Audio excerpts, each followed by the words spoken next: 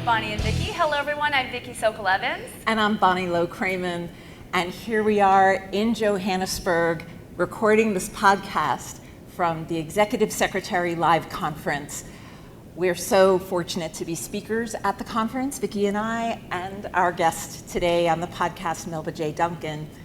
The CEO and publisher of Executive Secretary magazine is the visionary in charge of the Executive Secretary Live conferences that happen all over the world. And so we must thank Lucy Brazier, who is a brave, courageous advocate for assistance all over the world. Can we please show our appreciation? Yay! Yes. And we'd like to show our appreciation for the audience who showed up this morning Absolutely. to be here with us. Thank you. Oh my goodness. So we have the great pleasure of interviewing a woman who I have known for 20 years. She is a former EA for 12 years to a CEO. Vickie, could you please introduce our special guest? Absolutely, I'd be honored to, Bonnie. So our guest today is Melba J Duncan, the president of the Duncan Group, Inc. in New York City. Her firm advises corporate leaders and provides recruitment, organizational consulting, coaching, and executive level training for C-suite assistants. Melba is considered one of the world's experts in workplace issues for executive level support staff. She's the author of several best-selling books, including How to Succeed in Business as an Executive Assistant, and The New Executive Assistant, Advice for Succeeding as an Executive or Administrative Assistant. She has written several iconic articles as a regular contributor to Harvard Business Review. Welcome, Melba Duncan. It is my privilege. Thank you for that wonderful introduction. I am absolutely delighted to be here. And Lucy, thank you once again for including me on your roster. Great. So it's a privilege to be here. Thank you.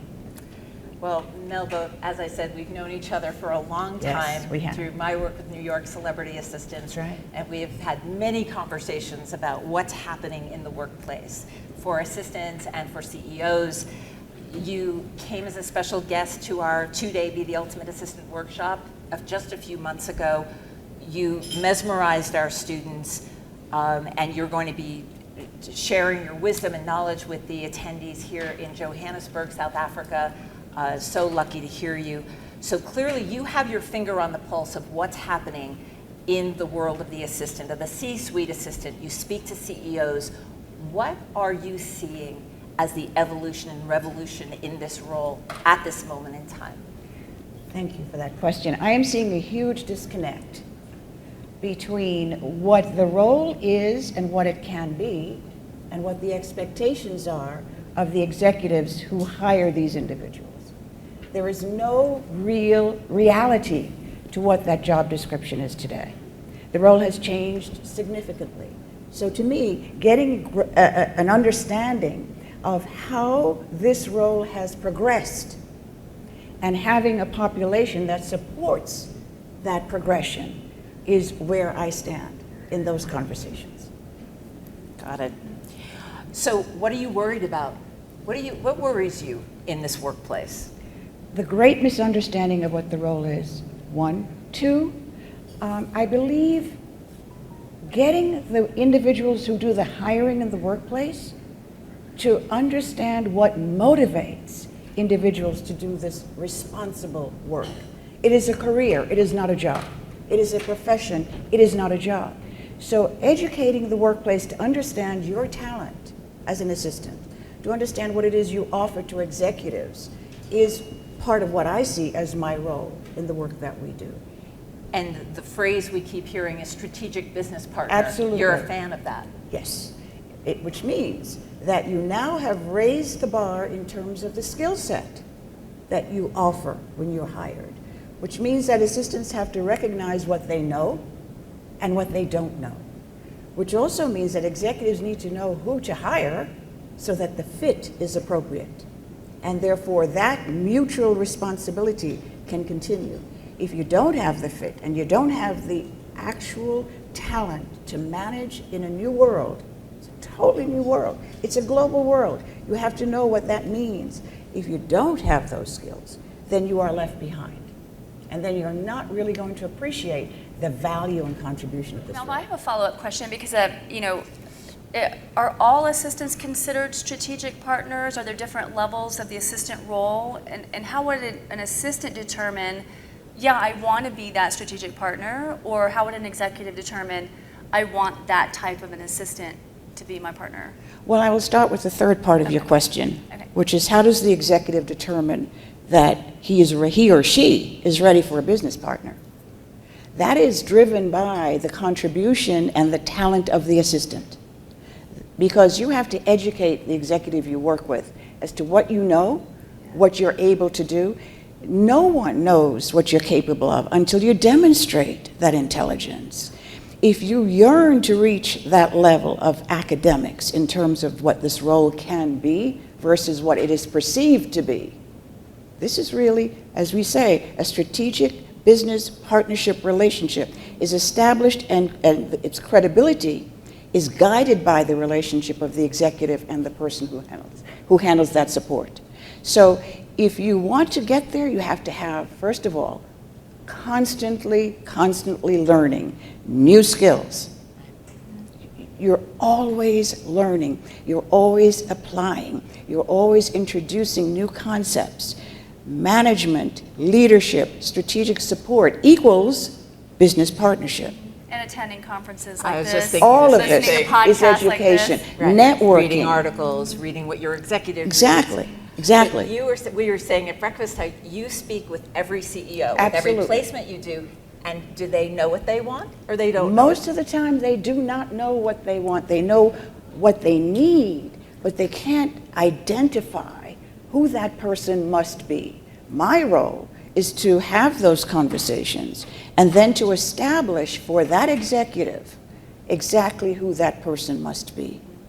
And one of the questions that we always ask, I think I say this, is don't hire someone unless you are prepared to look at that person every single day for the rest of your life. Don't hire that person. It doesn't matter what the skill set is, because after a while it will fall apart. The same question applies to the assistant who's applying for the position.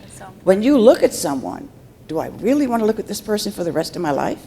And so what does that look like? What do you recommend for the interview process for that to happen between a CEO and the assistant? I suggest, first, there's the in-house interview within the company with the executive face to face. No one else in the room. No one else in the room, just these two individuals. Next step is outside. You have lunch, you have breakfast. What are you able to determine when that takes place? Well, social skills. Do you know how to sip water? Not from a bottle. Really? Not from a bottle? No. Okay. Oh, we got glasses. No. Okay, good. No, Okay. no, not from a bottle. You do not pick up a bottle and sip water. And you wait for the person to start the conversation. You don't start talking about yourself. Why? Because this role is really not about you. It's about who you're going to be to enable that person to be even more successful. That's why you're getting hired. And how about sitting at the table? Sit at the table. When you wait for the person to indicate where he or she is going to sit. Now, if it's a gentleman, he will most likely pull the chair out for you. You sit, you slide into the chair, and you sit up straight. And you sit silently. Silently. Sit up straight. Yeah. Exactly. Well, you don't slouch. If you slouch, it shows a lack of confidence. Lucy's laughing. Right, Lucy? It shows a lack of confidence. And not arrogance. I'm not talking about arrogance. I'm talking about you know that you have a necessary skill and that you are this right person for this position. Show it. Be confident. So Melba, if they don't pull out the chair, then what do you do? Then you say, may I sit here? Okay. You But know? you always wait for them to sit down first? Absolutely. Well, if it's a gentleman, he shouldn't, I think. Oh, gotcha. Okay, gotcha. Should is the wrong word, but Yeah. I would not like to see that. But if it's two females, let's say it's female CEO, where would you like me to sit? When you go into someone's boardroom, the same thing. Where would you like me to sit? I remember being interviewed for my first job, and it was a huge boardroom. And I thought, well, that's the head of the table, so I am going to go to the head of the table and wait. And of course, he sits at the foot of the table. And so I have to run to catch up. You don't forget those moments. So waiting and letting somebody indicate to you what they are most comfortable with is most important.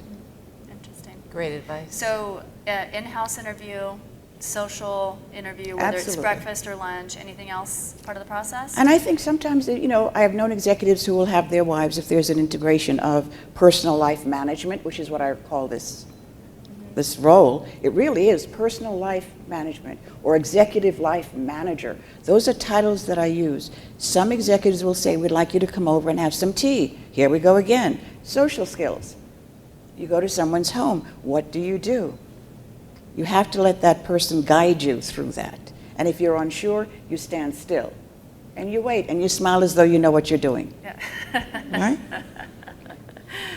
So I have to ask, since I'm the tech person, how does technology play a role in the role of the assistant in this business partnership relationship? Is it important for executives to want someone with tech skills? Are they specific? Tell me about that. You know, I find that an interesting question because obviously we know that technology drives businesses today. It drives the world economy. So we are not excluded from it in terms of the talent that's required for the assistant. But executives don't really know who they need sitting out there. The person who has the skills that are advanced and they continue to keep up through training, such as you do, through training and education, is the person who can turn around and really create what is needed in terms of compiling data, making sure you present it in the way that the executive expects it. I don't think executives really know what it is you need to know as an assistant to get the work done. That's your responsibility. And if you don't know it, you need to find it. You need to learn it. To me, there is an ongoing learning for everyone who does this work. Everyone. You're not excluded from new learning. It's essential today. Yeah, I agree. We talked the other day at dinner about time management. You don't like the term time management? Because you can't manage time. So what do you call it? Time allocation. I don't know anyone who can manage time. Time is time. But the person who can determine how to allocate what they need to get done within a time frame, that's the skill set. So if I have 15 things to do, I know I'm not going to accomplish 15 things within a particular segment of the time that's allotted for that. Therefore, I have to be able to determine, based on knowing what that executive expects, and you have to know that to do this work well, I have to know what are the top 3 things I must get done. And to me, this thing about, doing multiple things at a time, I think is confusing. I think people make huge mistakes with this concept of managing 3 or 4 different tasks at a time. It means you're bright, yes, but it also means you make mistakes. Yeah. And part of this role is paying attention to detail. So knowing what 3 things out of 15 are the most important means you have a communication with that executive you support to establish what's necessary and important. Yeah, and if I may interject, to be a true strategic business partner means looking at how a CEO is allocating his or her time. That's right. And if the assistant deems that they may not be using their time as well as they could be, Exactly. and so you're an advocate of what in that case? You step in. And say something. And say something. And offer another way. Exactly. Harry, I make a recommendation here. Here are 3 things. I am going to take care of the 4th item. The 3 things you need done, tell me in which order. So communication with confidence, asking questions, and I know there are many executives who don't want to be asked any questions. Well, figure it out. Use humor. I remember I used to walk the person I worked with to the men's room, and I would stand outside, and he'd say, "What are you doing?" I said, "I'm waiting because I have 3 questions, and you're going to answer them. It's the only way I can get your attention." I've done that. Yeah. And if somebody walks by and is going in, I said, "If you tell him I'm out here, you never get to see him." Right. right? Right. So you have to figure out Threats, okay, Exact threats. threats, absolutely necessary. And you know, it's not an abuse of power. What it is I must get the answer. Yeah. And you're going to evade it, and you're not going to answer me. You're going to have lots of reasons to just walk around me and not look at me as though I don't exist. Yeah. Oh, no, no, no, no. I am going to get the answer I need because you're holding up the process. Right. Didn't you have an example too that you got in the car, so if they were going to the airport, you got in the car with them and had that one-on-one time. That's right. On the way to the airport, and then had the car drop you back off. So Exactly. you had that. Exactly. You look for creative ways to have that one-on-one Creative ways to get what you need. You know, he would always, most of the time, want to walk out to the car by himself, and I would say, no, let me walk with you. And after about 3 or 4 times of doing that, I wasn't ready one morning, and he said, aren't you going to walk me to the car? So it becomes relationship. Yeah, you train them.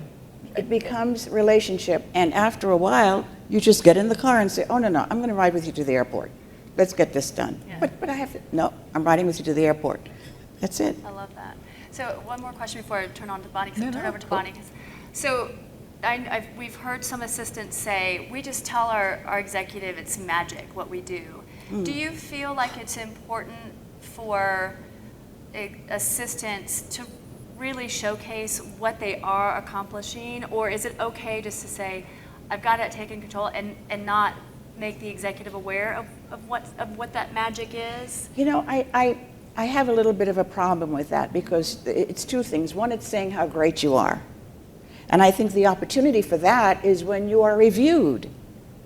So to me, preparation for those annual reviews means what you have achieved and accomplished that most likely will have saved that executive time, which, as you know, I say, money. and money.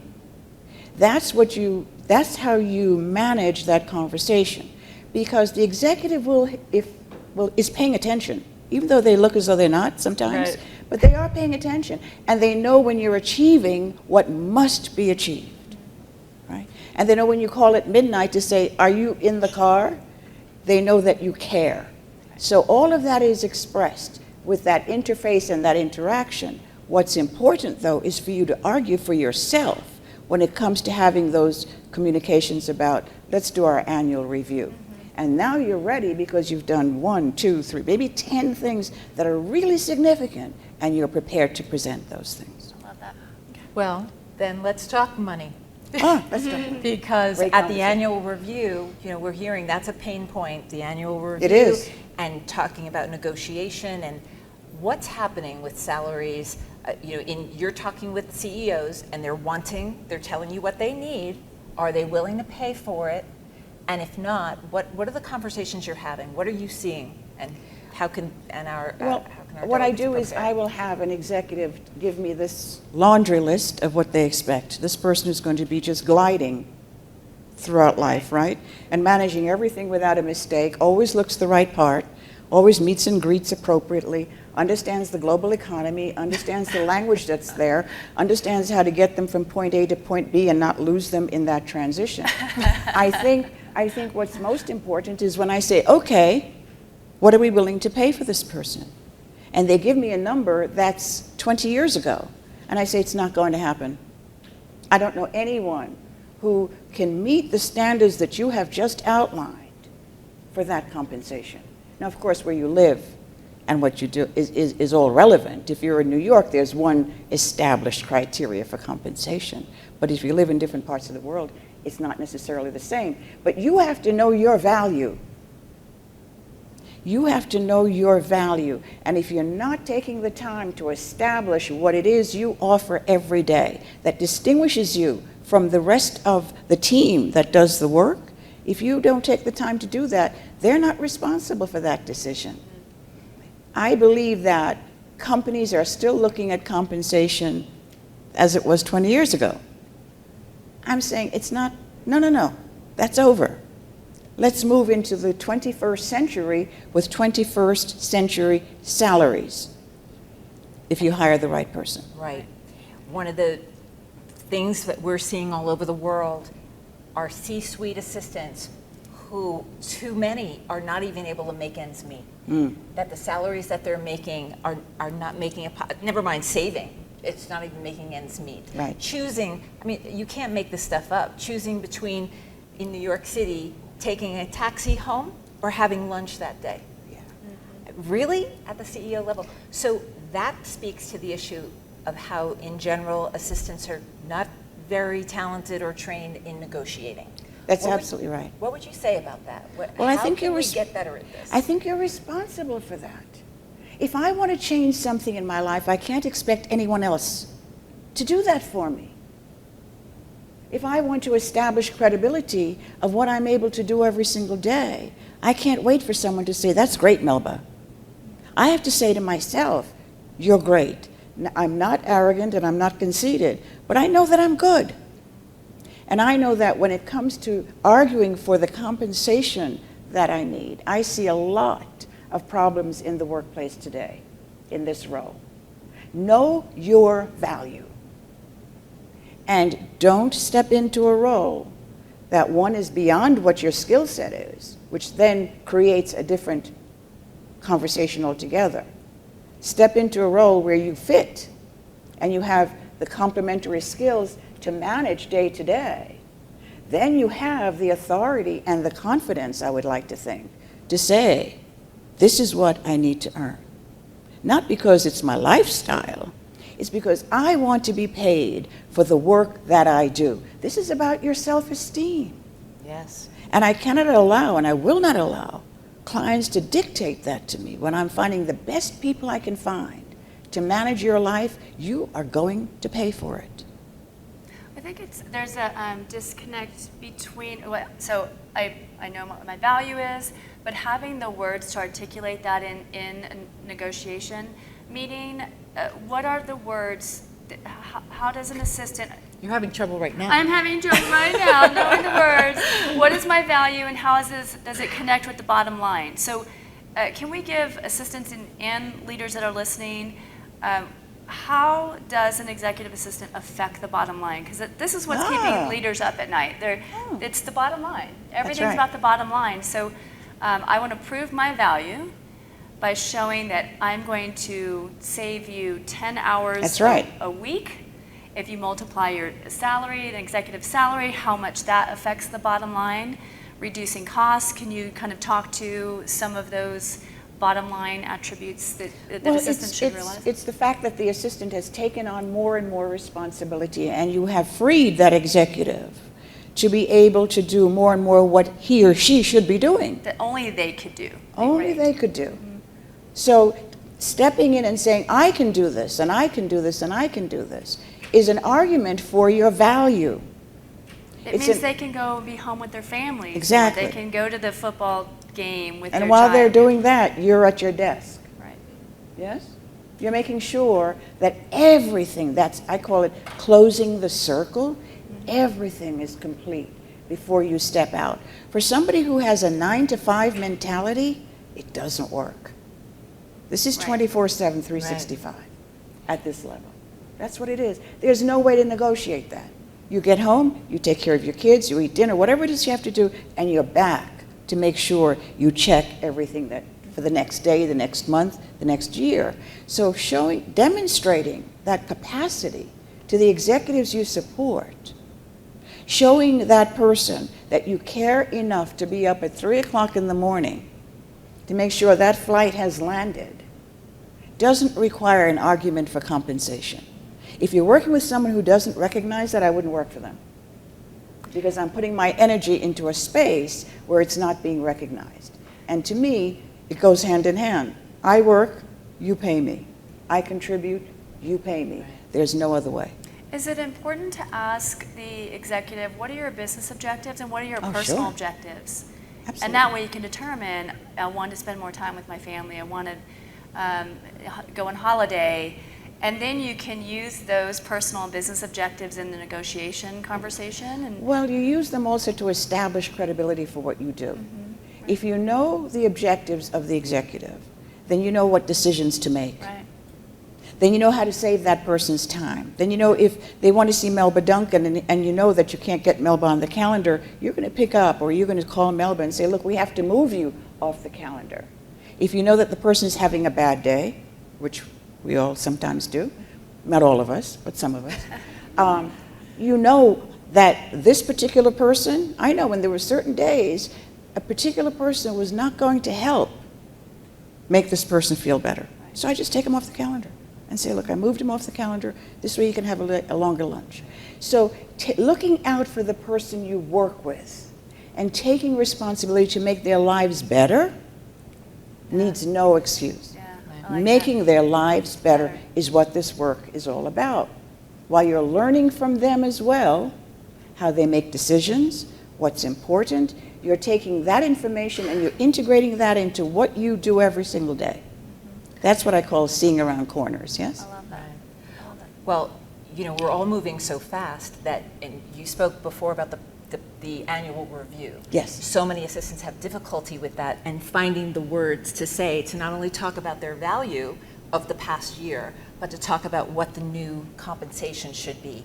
So one of the things that we're seeing is through the year, and then because this is primarily women, dominated by women, we have trouble not wanting to brag, not wanting to toot our own horns. So it is about documenting throughout the year your achievements, That's right. quantifiable achievements, That's saved right. $2,000 in office supplies, organized a budget of $200,000 for an event of 300 people, you know, quantifiable event achievements.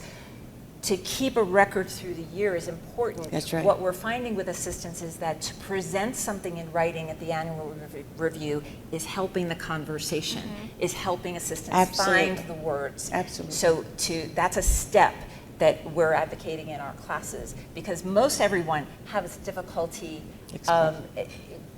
talking cold about what their value is and what we deserve. We find that as speakers, right? Yeah. And you know how I got this from Olympia Dukakis, actress, right? Olympia has a manager and an agent, and so Right. she has two people to negotiate on That's her right. behalf. I remember thinking, who's advocating on my behalf? Because as a recruiter, That's right. you're negotiating for the client, Absolutely. the CEO. So you know, I think assistants, we're moving into a time where assistants must treat themselves as the CEOs of themselves. I'm the CEO of me incorporated. And you know, I think it's also changing language. If we change our language, if we think about this as a profession rather than a job, and by the way, there's nothing wrong with the word job, but if you classify this as a profession, as a career, it now takes on another connotation. And it also attracts individuals who may not necessarily even know what this role is, coming from different disciplines, to want to engage in it. Because what does it do?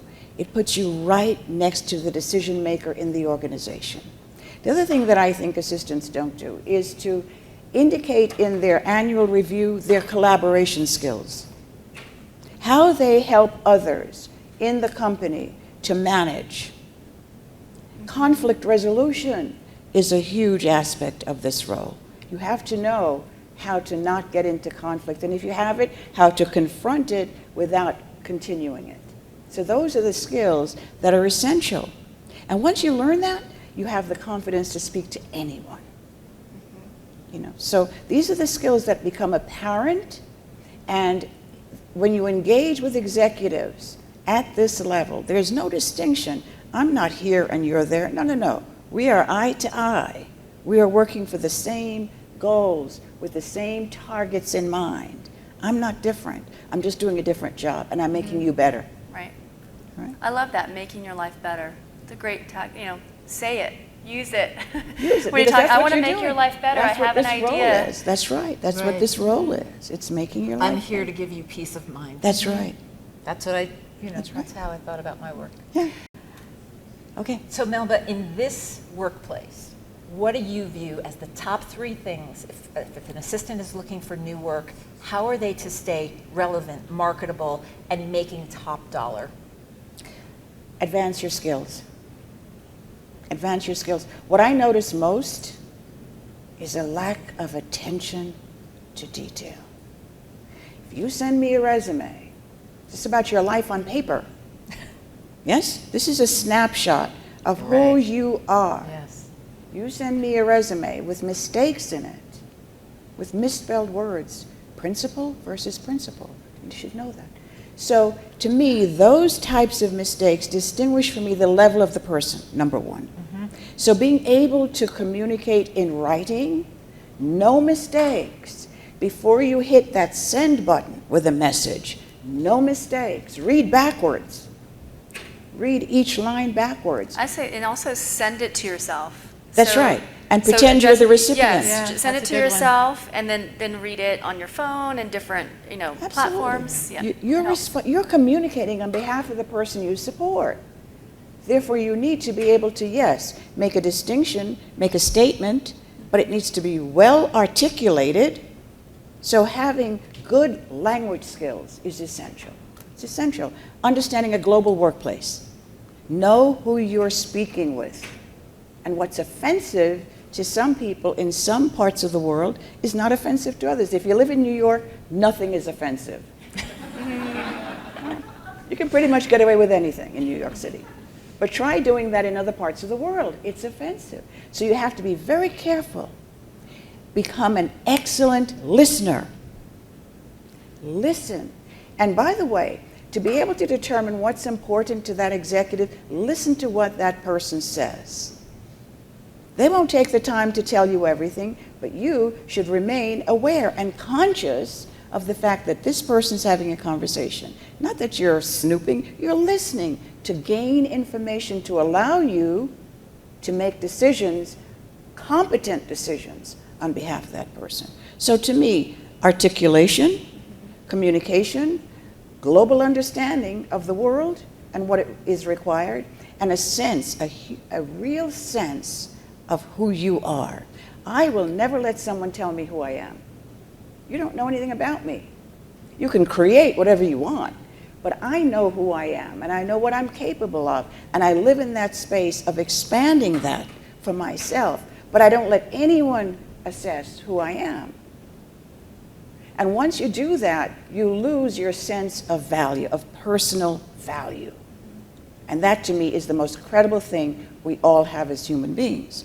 And in this role, you can always be looked at as, she's just, dismissive in so many ways. No, you don't get past me. You need to speak to me. Right? So that's it. It's competence, confidence, perseverance, and courage. That's what this role requires. It's a great function. It's a great career. I love that. Tell me the significance of LinkedIn. Is it important for assistants to have a LinkedIn profile? How do you feel about pictures on a LinkedIn profile? Some people shy away from social media. Yeah, so obviously you have some deep feelings about it, Melba. I would love to hear. Well, we have a researcher in our office, and so we will get a resume, and of course we proof it and say, yes, let's go forward. The first thing that person does is go online. And if you are a professional individual, you have a professional photograph, do you not? You're represented in a way that suggests you really are, looking for a high-level position. You don't have a photograph that suggests something totally the opposite. If we see that, we are not interested. What about no photograph? What if they don't have a photograph? I really appreciate the photograph, but if they don't, then we will continue, depending on what the content is. Okay. There's also a document that we ask, and I suggest that we all think about doing this. It's called a professional summary. So before I present a resume to a client, I ask every single assistant to write a professional summary. That is the story of your working life on paper. I can read a resume, but to me, people can take anything off the internet today and apply it to themselves. But when you write a story about who you are and how you have achieved and what you have achieved using confidentiality as the foundation of what you write. You never talk about people you work with. You never name names. This person was this and that. We look at every single thing that someone writes. It has to make sense. We live lives and they're disrupted in many ways, but we still have continuity in what it is we do. And if you tell me too much about the person you've worked with, I'm also not interested in you. You'll talk about my client that way. So confidentiality is essential, but giving me the essence of who you are in that document is a huge contribution to our recruiting process. And we pass that on to the client. Could could that professional summary also then be added to their LinkedIn profile? Would you prefer it to be an offline summary? For me, I prefer it to be offline. Interesting. I prefer it to be offline because there are things in that document that you may not want to expose in certain ways. How you've lived your life, how you've achieved, and you know, people will take, we allow individuals to write this summary based on who they are. It tells you who that person is, yes? Mm-hmm. It tells you if they have a sense of humor. It tells you how they grew up. You can take anything you wish, but show me the step ladder of your career. That's what I'm looking for. Right. So you don't really want to, I think, post that on LinkedIn. I think the resume is fine. I think the photograph is fine, provided it is appropriate. But I think that professional summary, I don't believe we're the only ones that ask for it.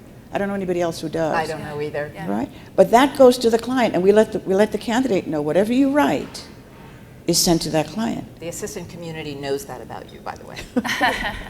But it helps in the interview process. Right. Because you've already stated who you are, so they get by a lot of information. Now tell me why you want this job, kind of thing. Right. You know, becomes. And then the result is they end up making top dollar. Exactly. Yeah, which you can. Because we stand in that space of we negotiate. We negotiate for them.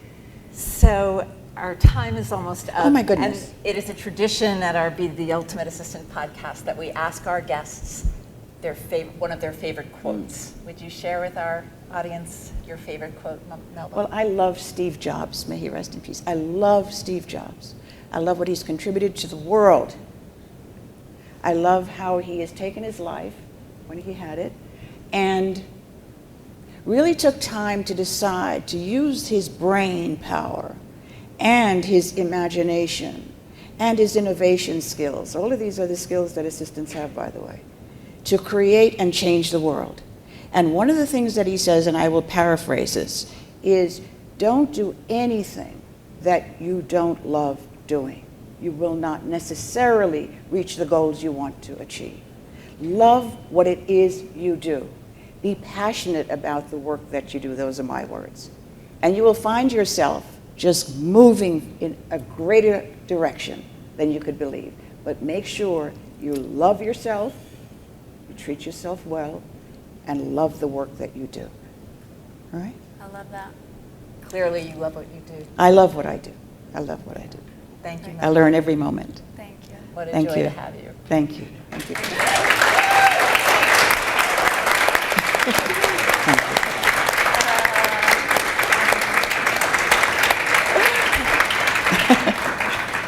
Well, this concludes today's episode. We'd love your feedback, topic ideas, and of course, questions. Visit the podcast page at betheultimateassistant.com. We'd like to thank our guest again, Melba J Duncan, for being here with us today, our listeners for watching and listening to today's podcast, and of course, our live audience here in Johannesburg, South Africa at Executive Secretary Live. So Wonderful. Round of Thank applause you. for you guys for being here. Thank you very much. Thank you. What a privilege.